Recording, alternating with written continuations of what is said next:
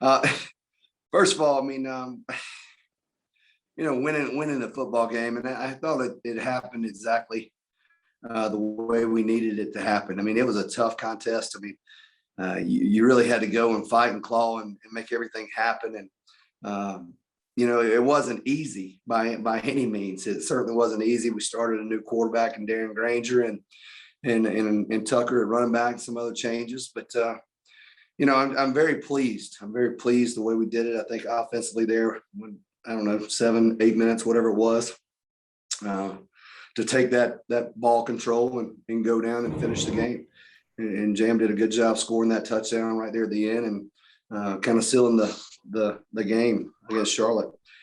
Charlotte played hard. Coach Healy does a good job over there with their team, and they were really, I'm sure he's fired up all the time. He's over there. I mean, he's got to be exhausted because he was running up and down that sideline trying to get those guys to fight and claw, and they did. It's like I said, it's a good win for us. We had some crazy penalties. I messaged our team and I just told them in there, I wish we could play this game between the whistles. And I don't know why we have to do something after the play. And we're in tempo offenses these days. You make a tackle, you need to get up and get ready to play the next play instead of dog. I mean, it can't be a celebration, it can't be a taunt, can't be doing that. And those little things are just gonna hurt us. I mean, they really are. And we've got to quit doing that stuff. We really, those things, they gripe a head coach. I mean, they keep me up at night. Yeah, we've got to eliminate those things. But I'm very, very pleased with the win. Getting a win at home here, 7:00 game, and the mist and the rain there was nice. It was a cool night, but came out on top, and I'm very pleased with our football team. Appreciate it, Coach. At this time, we'll take questions from members of the media. As a friendly reminder, if you could keep yourself muted until asking a question, we'd appreciate it. Go ahead with questions for Coach. Shawn, when did you make the decision to start Darren, and what went into the thinking about making the change? We needed a spark. We needed a spark, and you certainly don't light a spark on Thursday. If you want fire on Saturday, you got to do it early. So we made the change on Sunday. After watching film, we felt like we needed to do something. And we talked about the pluses and the minuses, and we thought, hey, it's just like any other position. If it was a left guard right there and he was going out and struggling in pass protection or whatever it may be, we'd have to make a change and try to get something going.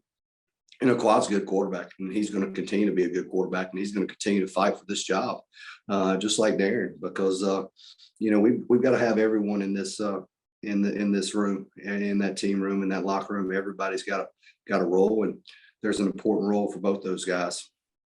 Same thing with Tucker getting the start. Oh, without a doubt. I'm just, if you don't try things, you just never know. And the running back is probably not as drastic of a change because they interact and go in and out in different formations and whatnot. But yeah, Tucker's a guy that does everything right. I mean, it's just he's a pleasure to watch and a pleasure to coach, and the guy deserved to go out there and start. We needed production.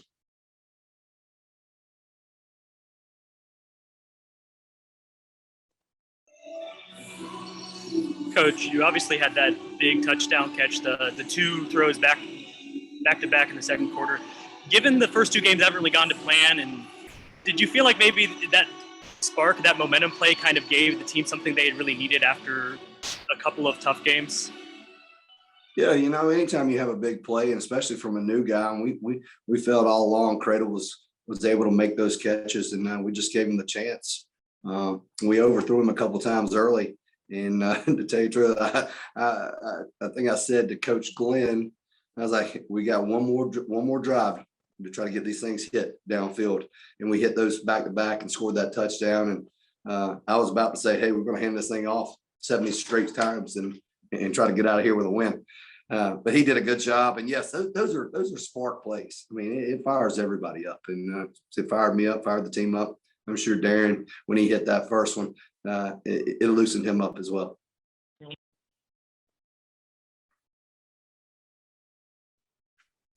Coach, Darren took a good handful of shots downfield. What were you seeing from Charlotte defensively that that made you give him the go ahead to take those shots?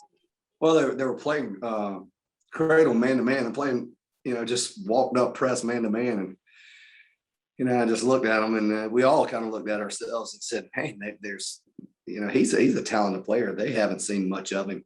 But I don't think there was an opportunity for them to cover him, to be honest with you. Had we thrown some decent balls there early on, he would have had a couple earlier big plays. So those were the things, to walk up and press. And then, a couple times they got in us and bailed out and rolled safety over the top. And I think they got that pick there in the fourth quarter. But it was kind of like a long punt. But yeah, we were seeing that press coverage and we were going to let him go play ball.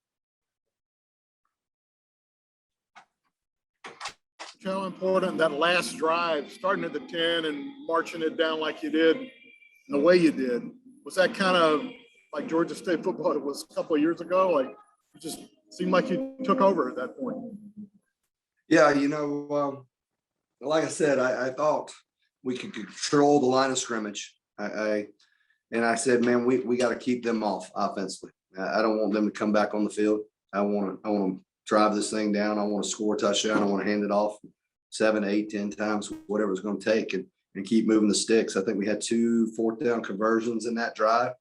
And I think one was probably Charlie Cobb was probably looking at him going, what the heck is he doing right here? He's fixing to give this ball right back to him, on the 37-yard line.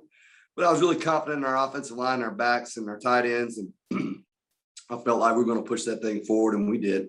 And sometimes you got to do those things. I could have easily punted that thing away and given them momentum right back to go down and score and be sitting here on the other side of this thing. But I didn't want to let them dictate anything. I wanted to push the envelope. I mean, I don't think there were some times I didn't think he thought I was bluffing because he called a timeout real quick. I was like, hell, there ain't no bluffing over here. We're going. Get ready for it. So, and everybody needs to doggone prepare for it because that's what we're going to do.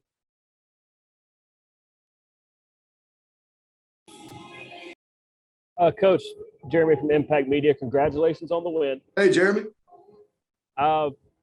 We've been talking a lot of offense. Let's talk about the fact that your defense only gave up 7 points tonight and had a lot of pressure on the quarterback. The coverage was great. Talk a little bit more about their effort tonight. Our defense was all over the place. I mean, they were relentless. I think we're really good when we kind of turn those guys loose and let them go after the pass.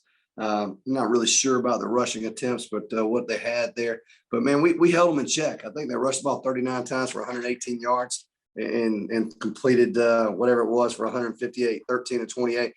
Outstanding effort by Coach Fuqua and the defensive staff and our guys up front in the secondary. I mean, I never felt like they had control of the football game. I always felt like our defense was had an edge. And, for whatever reason, that's a great feeling. When you got a running game and a great defense, you got a happy football coach. Excuse me. Just following up on that, was that maybe the other part of the equation with when you were going for it, that you expected you were going to get the fourth down conversions, but even if you didn't, the defense was backed up a couple of times in your territory and made the stops when they needed to? Yeah, I'll flip over and I say, Coach Fuqua, he'll say, go for it. And, we kind of collaborated. Yeah, but I felt like, had we not gotten the fourth down, our defense was going to stop them regardless. I just felt that confident on them. Our guys they're quick, they're strong. They're talented. When their minds are set, they're hard to stop. They really are. And tonight they were on point.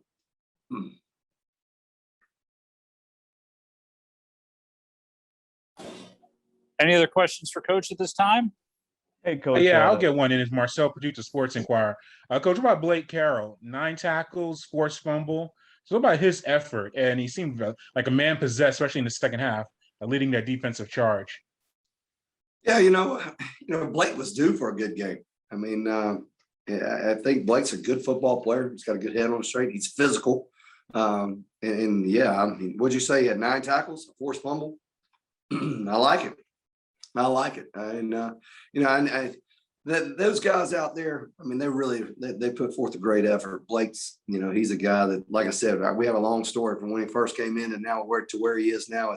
It's a great thing to see him go out there and make plays, and Venzial and all those guys, those linebackers, Jai and Jamil Muhammad. I mean, they're out there all playing very, very hard with great effort. You don't even talk about the interior lines, the Javon Dennis's. I mean, nobody ever mentions Javon. Javon does a great job in there. Dante Wilson. I mean, golly, those guys. Hardrick Willis. I mean, I thought he broke that guy's back when he was rushing there at the end. I mean, he's pushing them around, and that's what I like to see. I was very pleased. I mean, I love defensive football. I really do. And to see those guys go out there and play the way they did, and when they play, when I say during the whistle, I love to see it. I love to see it because there's nothing better than a great defense.